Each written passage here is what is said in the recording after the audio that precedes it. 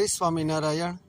તારીખ 8/4/2026 ચૈત્રવદ સાતમ બુધવાર। ઉના પાસે મોટા સમઢિયાળામાં ભોજા ભક્ત હતા। તે સદગુરુ શ્રી ગુણાતીતાનંદ સ્વામીના શિષ્ય હતા। દ્રઢ ઉપાસનાના બળે તેઓ શ્રીજી મહારાજને સર્વોપરી પુરુષોત્તમ નારાયણ સમજતા। વચનામૃતનો બહુ અભ્યાસ ને સ્વામીનો સમાગમ કરેલ। તે ભોજા ભક્તના દીકરા ભાઈઓભાઈ પણ હરિભક્ત બહુ સારા હતા। વચનામૃતનો અભ્યાસ બહુ હતો। શ્રીજી મહારાજને સર્વોપરી ભગવાન સમજતા। બાબરિયા વાડમાં નવા ગામમાં પંચોળી કાળા પટેલ હતા। સમઢિયાળાથી ભાયાભાઈ સરકડિયાને નેહે જાય ત્યારે ત્યાં નીકળે ને કાળા પટેલ પાસે બેસે ને સત્સંગની વાતો કરે। એમ કરતાં સરકારી કામ આવ્યું। તે કાળા પટેલને જૂનાગઢ જવાનું થયું। ત્યારે ભાઈઓભાઈ કાળા પટેલને કહે કે કાળાભાઈ, તમે જૂનાગઢ મંદિરમાં ઉતારો કરજો, એમ કહીને એક પત્ર લખી આપ્યો। પછી કાળા પટેલ જૂનાગઢ સ્વામિનારાયણ મંદિરે આવ્યા।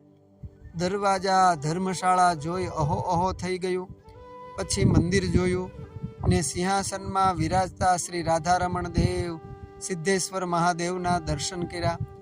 દેવના શણગાર જોયા। તે અહો અહો કરવા લાગ્યા ને કહે, આવો સત્સંગ ને આવા ધર્મવાળા સારા પવિત્ર નિયમ ધર્મવાળા સાધુ ને આપણે રહી ગયા।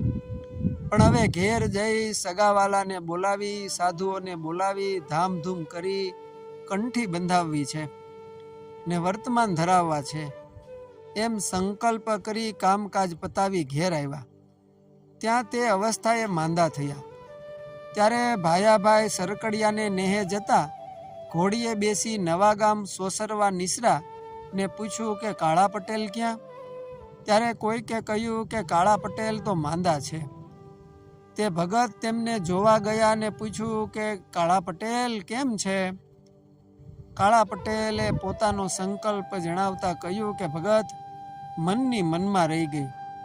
ધામધૂમ કરી કંઠી બંધાવી હતી, પણ હવે દેહ રહે તેમ નથી। માટે જે તમારાથી બની શકે તો મને આજ કંઠી બાંધો। પછી ભાયા ભક્તે કંઠી બાંધી વર્તમાન ધરાવીને પોતાના ગામ સરાકડિયા આવ્યા। બીજે દિવસે કાળા પટેલ કહે કે આ સાધુ આવ્યા, સ્વામિનારાયણ ભગવાન પણ ભેગા છે, હું તેમની સાથે અક્ષરધામમાં જાઉં છું, સૌને જય સ્વામિનારાયણ એમ કહી કાળા પટેલે બોલતા ચાલતા દેહ મૂક્યો।